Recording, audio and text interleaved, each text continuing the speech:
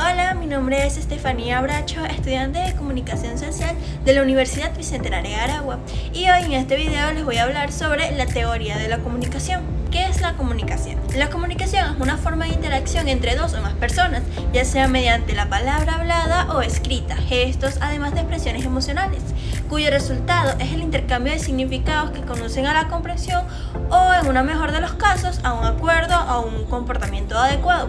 ¿Qué es la teoría de la comunicación? La teoría de la comunicación estudia la capacidad que tienen algunos seres vivos de relacionarse con otros intercambiando información, si bien es una reflexión teórica científica relativamente nueva. En cambio, su objeto de estudio, la comunicación, es una actividad muy antigua registrada por la humanidad y la naturaleza.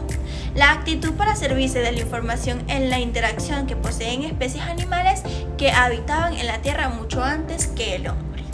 El estudio de comunicación sirve para comprender el mecanismo para el cual quien inicia la actividad comunicativa consigue lograr sus objetivos sin recurrir a la acción ejecutiva. Según esto, se comprende el interés que ha despertado este estudio en las llamadas disciplinas instrumentales o ciencias que persiguen fines instrumentales de transformación.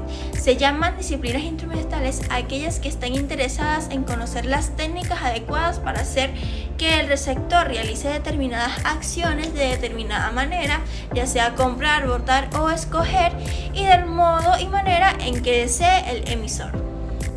Tenemos la crítica, que es importante para la teoría sociológica del siglo XX, mientras la teoría funcionalista considera a la sociedad como un gran organismo que busca lograr un equilibrio, corrigiendo y controlando las difusiones que aparecen para asegurar la actividad del sistema. La teoría crítica describe a los conflictos como parte integrante de las mismas contradicciones y desigualdades de la sociedad capitalista. Por escuela de Frankfurt se conoce a un grupo de filósofos alemanes, científicos sociales y críticos culturales asociados con el Instituto para Investigación Social, fundado en la ciudad alemana de Frankfurt en 1923. Teoría estructuralismo. La teoría estructuralista está enfocada hacia varios enfoques que se caracterizan por considerar conjunto de datos a un sistema de interrelación, el cual genera una vista crítica de organizaciones en base a la estructura del funcionamiento para poder cumplir sus objetivos. El comienzo formal de lo que es la teoría estructuralista surgió en el trabajo del curso de Lingüista General, publicado en 1916. Este fue un lingüista, semiólogo y filósofo suizo cuyas ideas surgieron para el inicio y posterior desarrollo del estudio de la lingüística moderna en el siglo XX. Se le conoce como un padre de la lingüística estructural. Los elementos del lenguaje eran comprensibles solo en relación entre sí y con el sistema de los que contenían. El lenguaje iba más allá de la comunicación porque influía en el individuo y en su rol en la sociedad. La corriente estructuralista entonces es un movimiento filosófico que surgió alrededor de 1920 en Europa, que pretende comprender las estructuras a través de las que se producen los significados en una cultura. Para eso se basa en lo que es la teoría estructuralista y métodos científicos de diversas ciencias sociales, como la antropología, la sociología o la psicología. Teoría humana. La teoría de comunicación humana de Wassalic plantea que los problemas de comunicación entre las personas se deben a que no siempre tenemos el mismo punto de vista que nuestros interlocutores. La falta de cumplimiento de determinadas reglas comunicativas provoca fallos en comprensión mutua y patrones de interacción patológicos. Las aportaciones de Wassalic se enmarcan en el enfoque interracional de la psicoterapia, que tiene un máximo exponente en el Mental Research Institute de Palo Alto. Allí, Wassalic desarrolló y sistematizó el trabajo realizado por las referentes como Don Jackson y Gregory Bateson. Sus esfuerzos fueron determinados en el surgimiento de las terapias sistemáticas y familiares. Teoría de aguja hipodérmica. La teoría de aguja hipodérmica es un modelo de comunicación que sugiere que el receptor recibe directamente un mensaje intencionado y lo acepta por completo. La teoría se asocia al trabajo de Harold Lowers, quien como investigador y publicista se proyectó con fuerza hacia el análisis de la propaganda, en un periodo marcado por las intenciones mundiales de entreguerras y la preocupación por los efectos de las medidas periodísticas en la formación de opinión pública. La teoría de la aguja hipodérmica trata sobre la forma como se debe transmitir un mensaje o una información a las masas.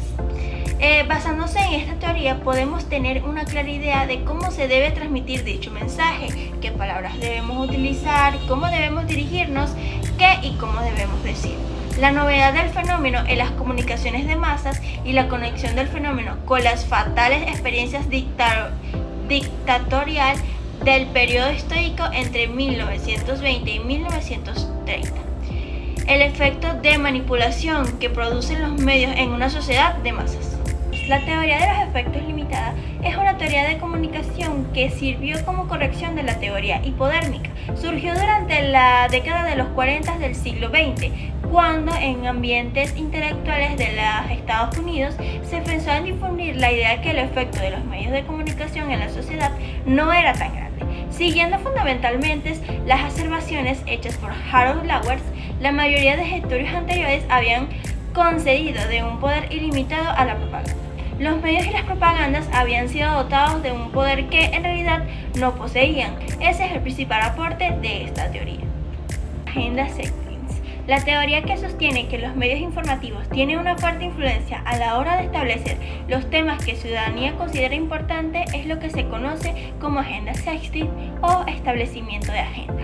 Es decir, son las más medias los que deciden qué asuntos poseen interés informativo para ser tratados y cuánto espacio se les otorga, influyendo así a la agenda pública de los académicos estadounidenses Max Combox y estos. Acuñaron el término de agenda sexting en la década de los 70, cuando ambos eran profesores de periodismo en la University North Carolina of Channel. Investigación demostraron que en la audiencia suelen otorgarle la importancia a los asuntos públicos en función de la frecuencia y profundidad con la que esos temas son tratados en los medios de comunicación. A raíz de esa investigación publicaron el artículo titulado The Agenda Sexting Function, que es uno de los más citados en los estudios sobre comunicación de masas. Kaplan. Mario Kaplan fue un comunicador que no se limitaba a producir y difundir, sino a educar y a promover el pensamiento crítico. Su compromiso con una comunicación liberadora lo llevó a escribir manuales y a dar infinidad de cursos en los que se podía aprender a ejercer el derecho a la comunicación sin intermediarios. Todo esto lo hacía desde la perspectiva de la base, desde los ojos de quienes están precisamente al margen del pensamiento académico, que a veces, por muy evolucionado y adelantado que sea, deja detrás las necesidades reales de la población. Su reflexión Praxis, basada en gran medida en las ideas de Paulo Freire, le hizo crear un método sencillo y de bajo costo para convertir en comunicadores a grupos de adultos que hasta entonces no habían tenido acceso a medios de información y menos a procesos de comunicación que pudieran fortalecer sus voces. La propuesta de Jean Clauss, canadiense, que hablaba del emisor y receptor y del receptor emisor, o sea, de las dos facultades del ser humano, puede ser plasmada en la práctica e hizo surgir nuevas formas de comunicación participativa. Su obra constituye un aporte fundamental a la hora de pensar en relaciones entre comunicación y educación, pues se refiere al concepto de comunicación retomando sus dimensiones a más primarias. Parte de su raíz latina comunis, que implica intercambio, diálogo, reciprocidad. Desde su propio recorrido de formación profesional puede evidenciarse este cruce en cuanto el campo de la comunicación se acercó desde la matriz, más concretamente haciendo radioteatro. La verdadera comunicación no está dada por un emisor que habla o un receptor que escucha, sino por dos o más seres o comunidades humanas que intercambian y comparten experiencias, conocimientos, sentimientos, aunque sea a distancia, a través de medios, canales artificiales. Es a través de este proceso que intercambio como los seres humanos establecen relaciones entre sí y pasan de la existencia individual aislada a la existencia social comunitaria. Los medios masivos, tal como operan actualmente en casi su totalidad, no son medios de comunicación sino medios de información o de difusión.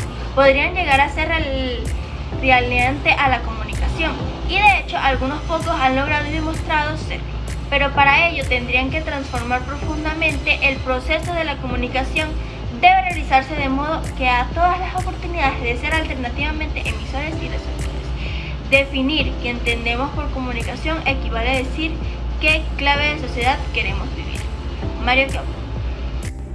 En conclusión, la comunicación es un proceso complejo y multifacético que implica la transmisión, recepción e interpretación de mensajes entre individuos o grupos. La teoría de la comunicación ha evolucionado a lo largo del tiempo, abarcando aspectos como la influencia de la tecnología, el contexto cultural, el poder y la influencia social, entre otros.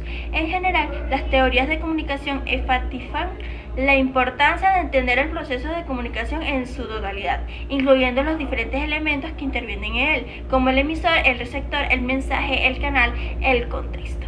Además, reconocen que la comunicación es fundamental para el desarrollo humano, en las relaciones interpersonales, la sociedad y la cultura. Bueno, eso fue todo, espero mucho les haya gustado este video y nos veremos en un próximo. Muchas gracias, hasta luego.